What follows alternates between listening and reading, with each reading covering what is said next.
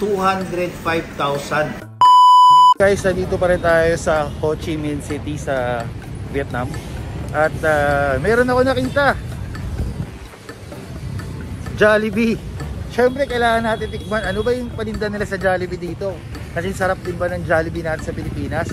Siyempre malamang hindi, pero titikman natin kung ano ba yung meron dito at titikman din natin yan. Let's go!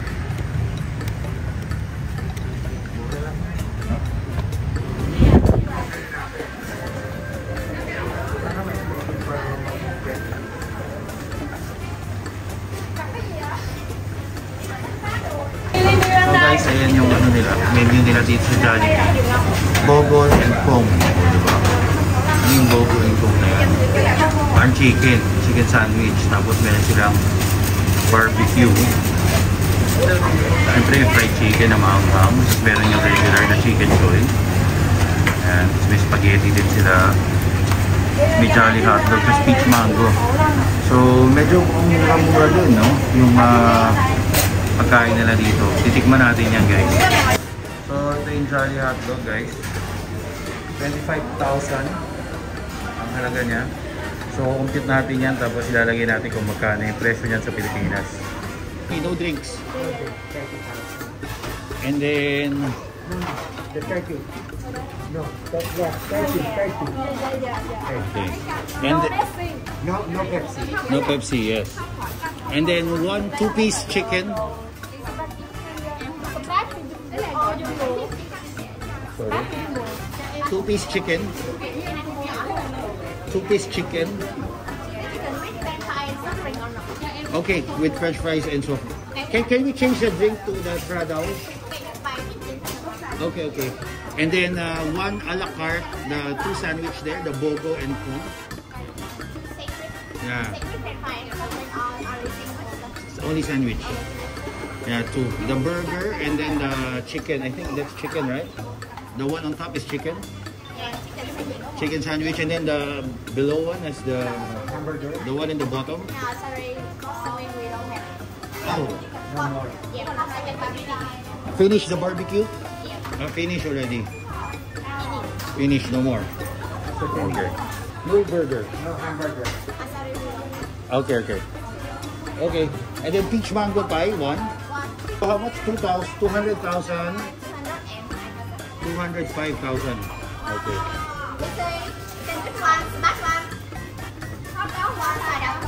Any itsura ng mga ibang order, guys. So ayun na nga, nag-order na tayo, no? So excited na ako makita paano ba yung Jollibee dito sa Vietnam. So masarap din kaya siya? Let's find out. Ito pa.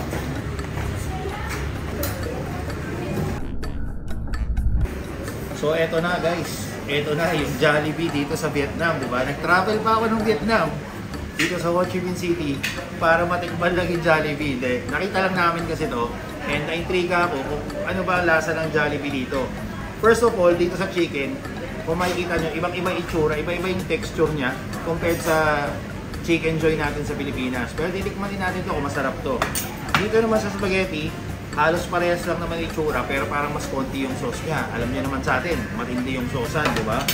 Tapos, napansin ko rin, yung Jolly Hotdog nila, medyo parang malungkot. Medyo malungkot, no? Kulang sa sauce. Kasi sa akin, parang punong-puno ng keso yan. Tapos yung yellow sauce nila, parang mayo ba yun? Sobrang dami din. Yung French fries nila, ito, halos kaparehas yung itsura. Tingnan natin, kaparehas din lasa. More or less, parehas ng lasa ng French fries natin sa Jollibee. Tapos, kung peach mango, mamaya tikman natin. Ayan. Okay? Tapos meron silang iba dito, chicken sandwich. Okay, itong chicken sandwich nila, syempre wala sa atin ito. Tinanong ko kung meron silang regular yum, wala silang regular yum. So, hindi ko alam paano naging Jollibee ito kung walang regular yum. Kaya regular yum, syempre kailangan yan sa Jollibee. Meron silang beef burger, pero naubusan sila, so hindi ko na rin na-order. Parang banh mi style na burger. Anyway, nandito tayo para tikman. Simulan muna natin dito sa spaghetti. So, kailangan natin malaman kung kaparehas ba niya yung spaghetti natin sa Pilipinas, di ba? Yung Jollibee spaghetti. Kung may justice ba, if they did justice sa Jollibee dito sa Vietnam. Kasi, itong spaghetti natin sa Pilipinas, masarap yung Jolly Spaghetti to, di ba? So, wala, sapo na. Tikman na natin. Pero merong hotdog.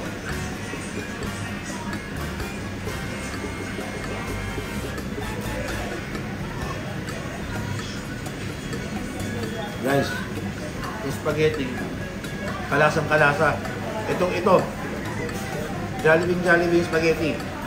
Okay? Jolly hotdog natin next. Ito, feeling ko hindi kasing lasa kasi ang konti nga na nakalagay eh. Oh. Hindi ganun karami yung mga toppings niya.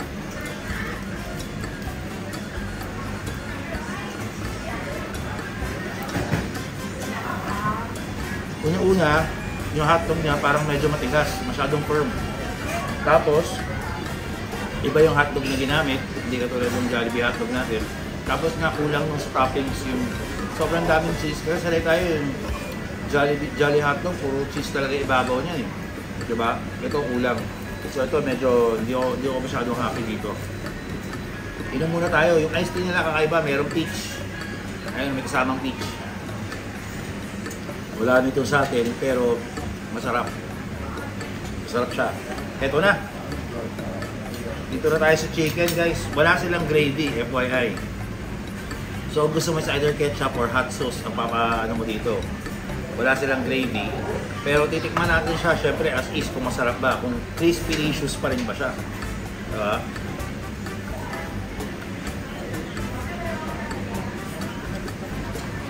Alam nyo, lasa-wise, yung parang mantika nyo, yung butter niya, medyo hawig naman sa Jolly Chicken Joy natin.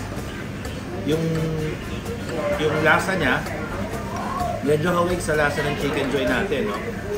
Crispy rin ba siya? Crispy din. Yeah. Halos kalasa niya yung Chicken Joy natin. Pero, syempre, mas masarap pa rin Chicken Joy sa atin sa Pilipinas. Hindi siya ganun kasarap. I mean, pwede na, pero natin compared sa Chicken Joy natin. Nandun yung lasa, pag unang kagat mo, malalasahan mo na parang Chicken Joy nga, pero hindi pa rin to yung Chicken Joy. Okay? So, next natin, itong sandwich. Ito, wala din to sa Pilipinas. Ito. Ayan yung laman niya. So, may parang dalawang chicken strips.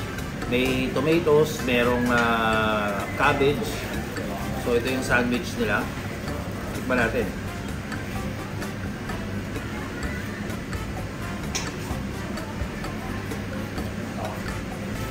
Ito guys, medyo Vietnamese taste to.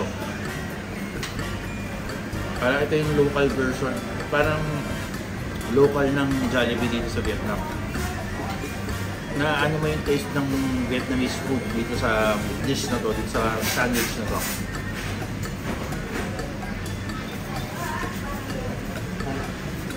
Hindi mo talaga akalain na Jollibee pala to.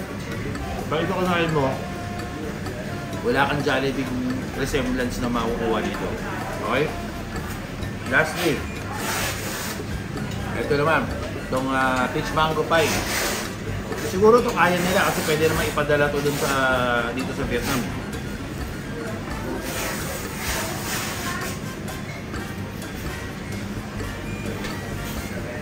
Ito kuwang-kuwa. Kaparehas ng peach mango pie sa Pilipinas. Overall, okay naman siya. Nakuha naman halos lahat. Chicken Joy lang, hindi siya ganun kasing katulad ng Chicken Joy natin kasi pag malakas yung Chicken Joy natin, Jolly hotdog hindi rin masyado. Pero spaghetti nakuha niya, French fries medyo kuha niya, peach mango medyo kuha niya. Overall, okay din the experience. Gusto lang natin matry itong Jollibee dito kung paano ba yung Jollibee nila dito sa Vietnam.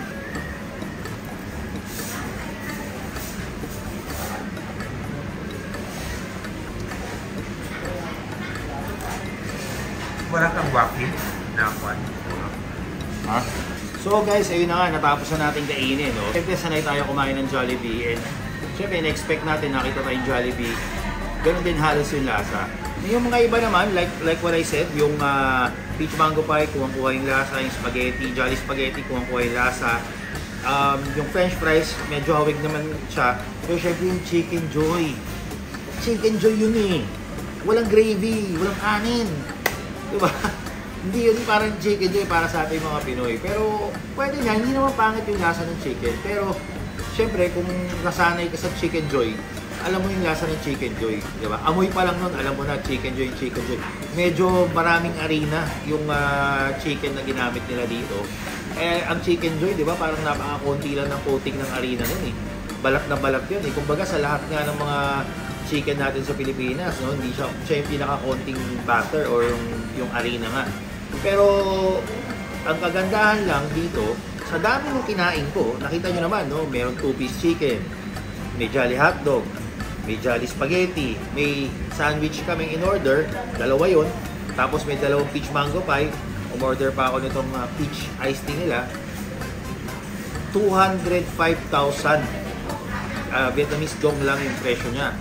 Which is in pesos, currently, 488 pesos lang. Sa dami nun, 488 lang. I'm sure pag in-order ko yung ganun sa Pilipinas, ganun kadami, baka umabot pa ng 500 yun. Diba? Sa dami nung in-order namin. So, busog na busog din naman kami. Overall, worth the try din naman dahil nakapag-experience kami ng lasa ng Jollibee dito sa Vietnam. Diba? Pero iga, syempre, Chicken Joy, the best natin yan eh. Hindi nila nakuha yun. Siguro nga, dahil kaya nila hindi nakuha kasi syempre dito na ginagawa yung chicken yan eh. Unlike yung peach mango pie, pwede na yun, nakapacket na yun, frozen, ipapadala na yun dito. Yung sauce ng spaghetti, ganun din yun, pinapadala na dito. Yung french fries, pinapadala na dito. Yung iba, dito, local produce na yun. So, iba na talaga yung magiging lasa niya.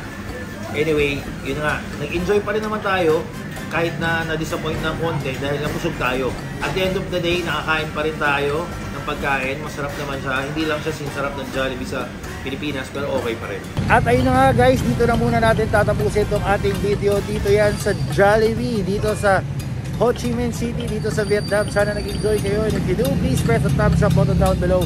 And if you haven't subscribed to the channel, please press the subscribe button and click the notification bell. Follow us on all our social media accounts. Till next time.